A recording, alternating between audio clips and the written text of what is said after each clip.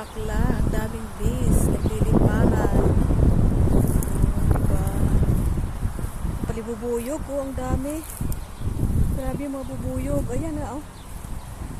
Grabe yung bubuyog. Ang dami. Nakatakot ang yung bubuyog. Ang lalaki nila. Oh my God. Pero mahangin dito guys. Grabe talaga yung mga bubuyog. Nagsaya. Diba? Nagsasaya kayo. Ito. Mas tusok yata yan pa ako. Ayan o. Mga bubuyog ang dami.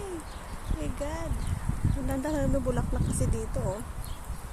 Ayan guys. Ganda ng bulaklak. Mababa lang yan siya oh. Tingnan nyo. Ayun bubuyog oh.